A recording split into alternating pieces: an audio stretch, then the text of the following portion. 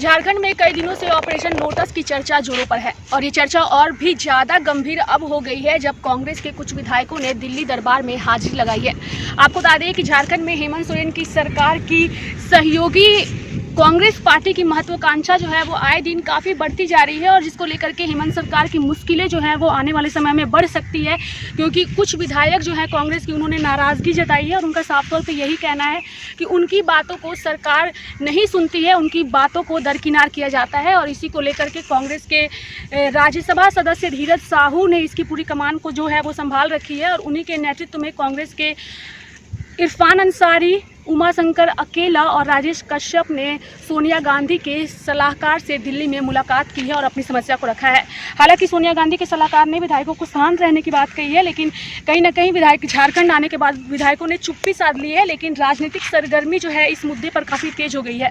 हेमंत सरकार कोरोना काल में काफ़ी व्यस्त है, कोरोना संक्रमित मरीजों का आंकड़ा बढ़ता जा रहा है। ऐसे में उनकी सरकार पर भी तलवार लटकी हुई है कि सरकार का क्या अस्तित्व है, क्या भविष्य है, ये भी इस पर भी लेकर के काफ़ी सवाल उठ रहे हैं। लेकिन सबसे बड़ा सवाल ये है कि कुछ दिनों पहले कांग्रेस के प्रदेश अध्यक्ष रामेश्वर उरांव ने भी ऑपरेशन लोटस की चर्चा की थी और उन्होंने साफ तौर पे यही कहा था कि भाजपा जो है वो झारखंड में सरकार गिरा सकती है। उसके विधायकों की खरीद फरोख्त की जा रही है, बड़े बड़े ऑफर्स दिए जा रहे हैं और खुद दिल्ली दरबार में जो विधायकों ने हाजिरी लगाई है उन्होंने अपने नाम को ना छापने की बात कही है, लेकिन उन्होंने साफ तौर पर यही कहा है कि उन्हें कई बड़े ऑफर दिए गए हैं।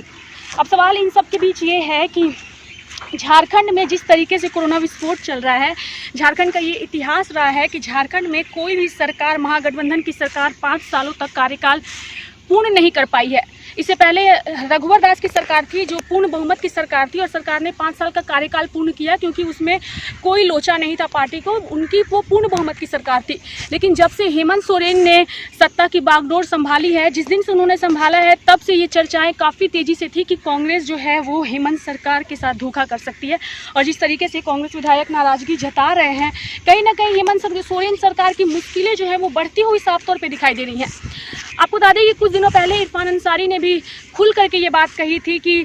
उन्होंने MBBS की डिग्री प्राप्त की है, लेकिन उसके बाद भी उन्हें शिक्षा स्वास्थ्य मंत्रालय नहीं दिया गया है, जबकि एक 10th पास को, मैट्रिक पास को स्वास्थ्य मंत्रालय दिया गया है। तो कहीं ना कहीं उन्होंने सीधे तौर पे अपने ही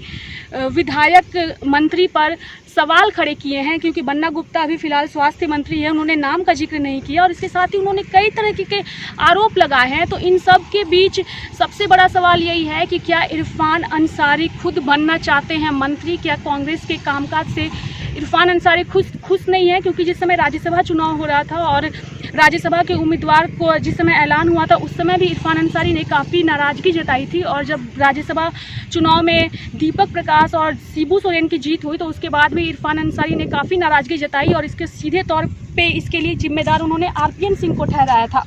अब इन सब के बीच सबसे बड़ा सवाल ये है कि आखिर क्यों महागठबंधन की सरकार को लेकर के ये जो सरकार गिरने की बात चल रही है, विधायकों की खरीद फरोख्त की बात चल रही है, तो इसके पीछे की वजह क्या है? तो मैं आपको बता दूं कि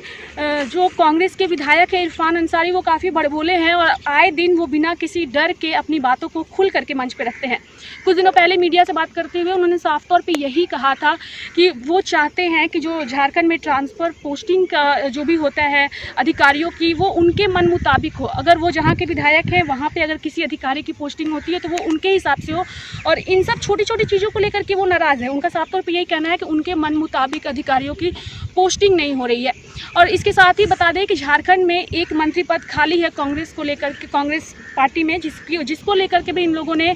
दिल्ली दरबार में हाजिरी लगाते हुए यही कहा है कि उस मंत्री पद को भरा जाए। साथ ही एक व्यक्ति एक पद को लेकर के भी इन लोगों ने नाराज़गी जाहिर की है और इन्होंने कहा है कि एक व्यक्ति और एक पद के सिद्धांत पे पार्टी को काम करना चाहिए, ना कि एक व्यक्ति और